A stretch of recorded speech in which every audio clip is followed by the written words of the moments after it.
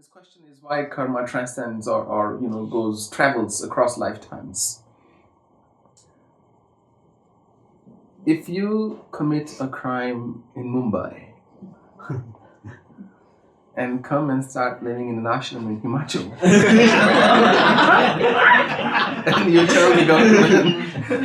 and you tell the government, hey, that was back in Mumbai. I don't even remember. I don't even remember what I did.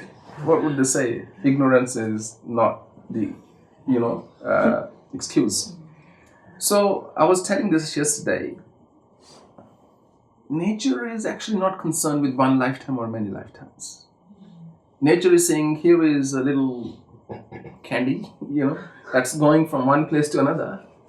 And I just have to see, it's just changing places. Nothing new is actually happening. It's just one cloth, then another cloth, same person inside. Ved vinashanam nityam, ya enam ajamavyam, katham sapurusha path, kam ghatyati antikam.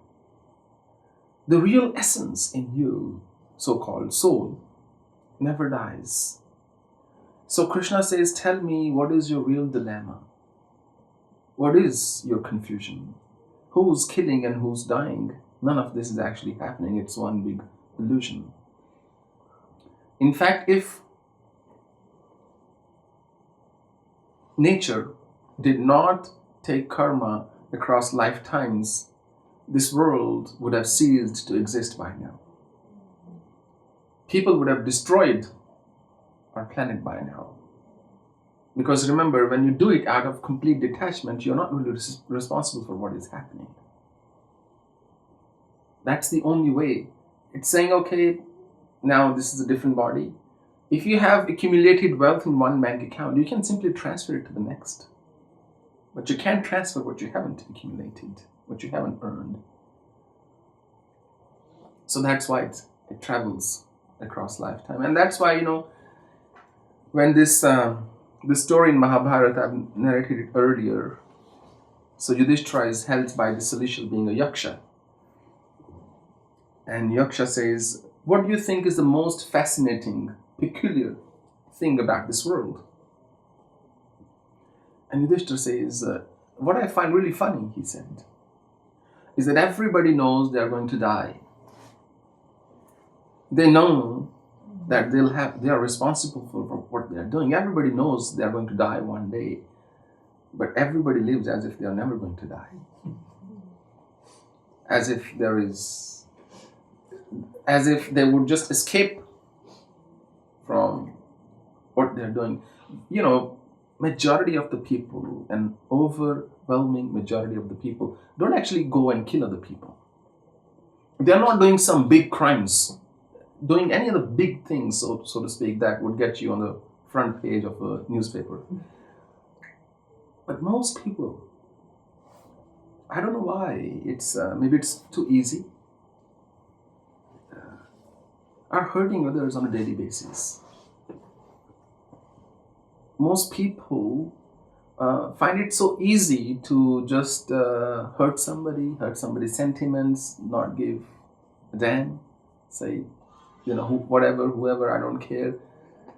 This neglect and this self-centered way of living is actually, that's what creates the greatest burden on one's conscience. Even consciousness. Nobody's doing the big stuff. It's a tiny karma that accumulates over a period of time. And at that time you say, no, I've got to have the first laddu in the plate. If there's, distributing, let's say 20 people are sitting and they're distributing these chocolates or laddus, whatever. And you see, as the plate is coming towards you, checking, do I have some left for me? Look at this guy. He's so fat, he doesn't need to laddu. And you're watching, am I getting what I want? Is this enough? Before you get it, before trusting nature, you're watching, oh, I've got to have this, Why is this guy, why can't they start from here, and go that way? Why do they have to start from there and so on? This is natural human psychology. But if you have faith, one day maybe you won't have any. Laddu, not faith. One day maybe you won't have any, and maybe next day you won't get much. But one day you'll also get more than what you wanted. And that's fine. I was telling Shantama a couple of days ago, I said, it's a beautiful lifestyle we have as renunciants, as sadhus, as monks. I said, every day is a celebration. Most people would do an event on maybe a major bash on a birthday or a marriage or something like that. I said, here every month or every other month we're doing all these events, and you've got caterers with food, there is rejoicing, there is bhajan, there is kirtan, and there's so much of happiness, there is so much of celebration.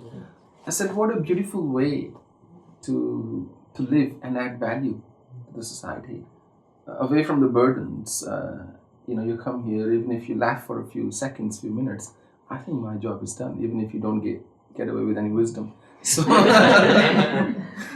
and so is everybody's life. It's truly an utsav, a festival, a celebration.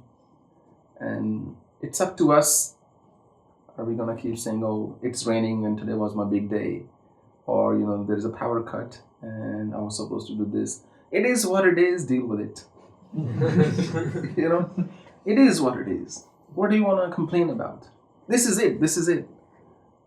If you live, life is okay. If you don't live, life doesn't really care.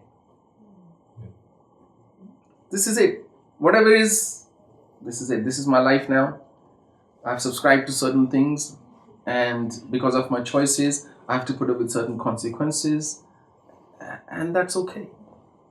Yes, some days you will still feel down, some days you will still feel low, and that's also okay. Just to remind yourself, this is part of the package, It comes with it, and fine, next day I'll move on and